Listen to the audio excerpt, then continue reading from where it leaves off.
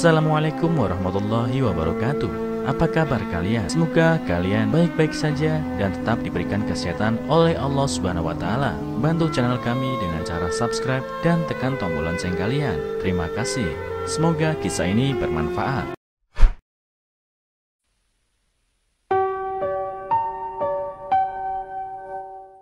Seorang ayah membawa anak-anaknya ke tempat di mana dia dulu bermain dengan ayahnya. Dia kemudian menemukan surat dari ayahnya di sana. Dikutip dari indonesiatoday.co.id, seorang pria membawa anak-anaknya kembali ke kota kecil tempat dia dibesarkan dan berbagi dengan mereka kenangan masa kecilnya yang bahagia dan hubungannya dengan ayahnya. Kehidupan Benjamin Sutherland ternyata tidak seperti yang dia bayangkan ketika dia masih kecil. Tapi saya rasa itulah yang terjadi pada kebanyakan dari kita. Ben berusia 35 tahun, menikah dengan bahagia, memiliki 2 anak dan tinggal di New York. Dia cerdas dan pekerja keras, tetapi dia sepertinya tidak pernah mendapatkan promosi itu. Dan ide-ide cemerlangnya selalu dikooptasi oleh atasannya. Ben punya pekerjaan, mereka mendapat pujian. Ben menginginkan masa depan yang lebih cerah, jadi dia memutuskan untuk melakukan perjalanan kembali ke masa lalunya. Jadi Ben, Mara, dan 2 anak mereka, Adam 10 tahun dan Lindsay 9 tahun, pergi ke Pennsylvania untuk mengunjungi ibunya. Sudah bertahun-tahun sejak Ben pulang, biasanya Nyonya Sutherland lah yang terbang untuk liburan. Tapi kali ini Ben ingin kembali ke masa lalunya dan menjawab pertanyaan yang telah dia tanyakan pada dirinya sendiri berulang kali. Mengapa saya membiarkan orang yang kurang kompeten menggunakan saya sebagai batu loncatan? Apakah Ben takut sukses atau terlalu malu untuk menonjolkan diri? Ben menginginkan hal-hal yang baik untuk anak-anaknya dan dia tahu dia memiliki kemampuan untuk melakukan lebih banyak lagi. Mungkin mundur akan menunjukkan jalan ke depan. Mereka tiba tepat sebelum matahari terbenam dan anak-anak turun dari mobil dan berlari ke pelukan nenek mereka. Mara dan Ben mengikuti dan memeluk Nyonya Sutherland. Dia membuka tangannya ke Mara dan Ben. "Nak, ayahmu akan sangat bangga padamu. Kamu memiliki keluarga yang cantik." Air mata memenuhi mata Ben dan dia berbalik agar anak-anak tidak melihatnya menangis. Travis Sutherland telah meninggal ketika Ben baru berusia 8 tahun dan dia tidak pernah benar-benar melupakan kehilangan itu. Mara meremas lengannya dengan penuh simpati dan keluarga itu masuk ke dalam rumah.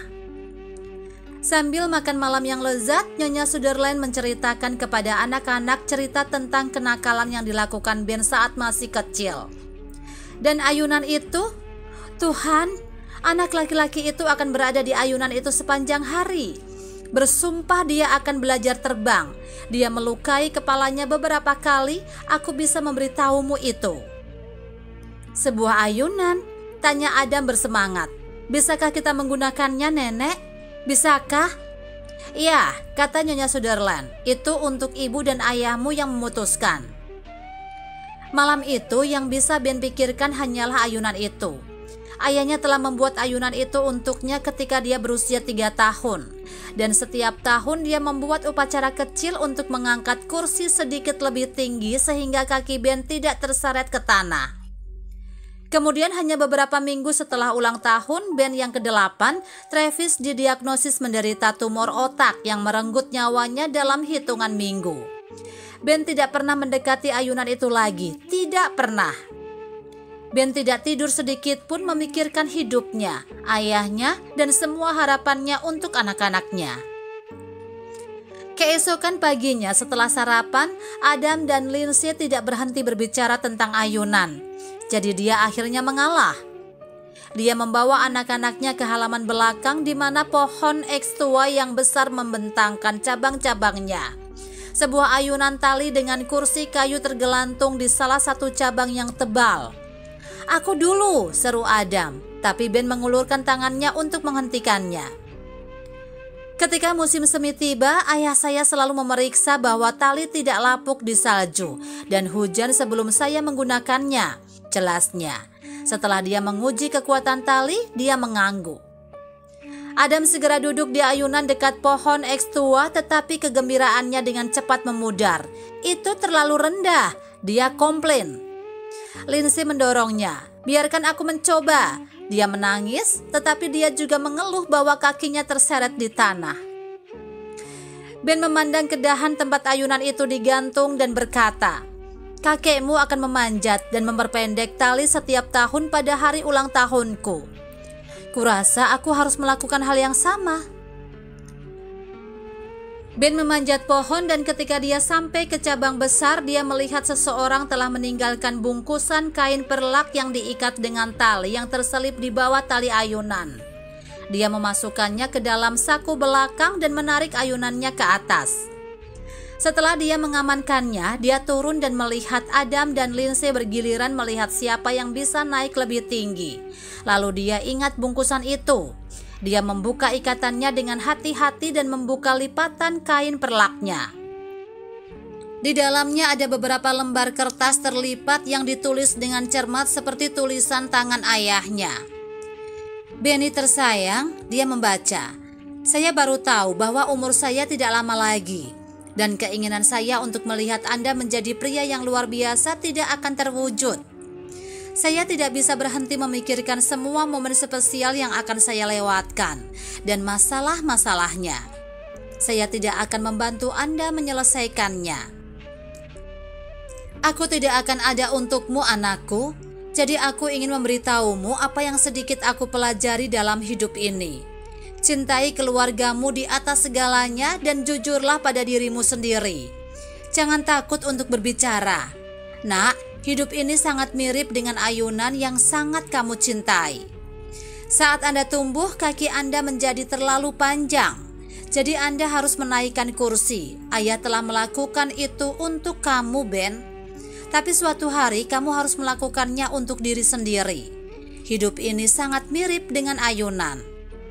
Kamu akan melampaui posisi dan kakimu mulai menyeret, tetapi jangan berharap orang lain membantumu atau berhati-hati padamu. Kamu harus memanjat pohon itu sendiri, nak, jika kamu ingin berayun tinggi dan belajar terbang. Aku mencintaimu, anakku. Aku tidak tahu kapan kamu akan membaca ini, tetapi aku berdoa semoga kebijaksanaan kecil apapun yang dapat aku bagikan akan membantumu dalam hidupku. Apa itu, ayah? Tanya Lindsay. Surat yang luar biasa dari kakekmu. Suatu hari ketika kamu sedikit lebih tua, aku akan membacakannya untuk kalian berdua, kata Ben. Ketika dia kembali bekerja seminggu kemudian, Ben bertekad untuk membuat beberapa perubahan. Ketika seorang rekan bertanya apakah dia punya ide untuk menyelesaikan masalah distribusi, dia hanya tersenyum. Dia menyusun memo, menandatanganinya dan mengirimkannya ke CEO. Menguraikan solusi berlian yang akan menghabiskan separuh biaya perusahaan. Untuk pertama kalinya, Ben mendapat pujian atas pekerjaannya, sebuah promosi. Seperti yang kemudian dia jelaskan kepada Adam dan Lindsay, jika Anda ingin berayun tinggi, Anda harus memanjat pohon sendiri. Nah, apa yang bisa kita pelajari dari cerita ini? Orang tua kita merawat kita ketika kita masih anak-anak. Tetapi ketika kita tumbuh dewasa, kita harus belajar berjuang untuk diri kita sendiri. Ben belajar untuk membela dirinya sendiri dan itu menghasilkan promosi besar. Tidak ada kata terlambat untuk berubah.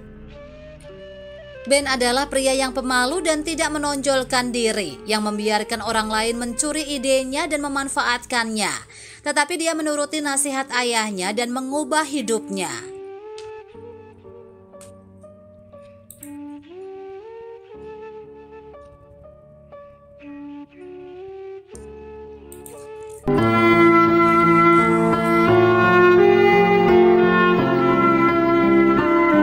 Assalamualaikum warahmatullahi wabarakatuh. Apa kabar kalian? Semoga kalian baik-baik saja dan tetap diberikan kesehatan oleh Allah Subhanahu wa Ta'ala. Bantu channel kami dengan cara subscribe dan tekan tombol lonceng kalian. Terima kasih.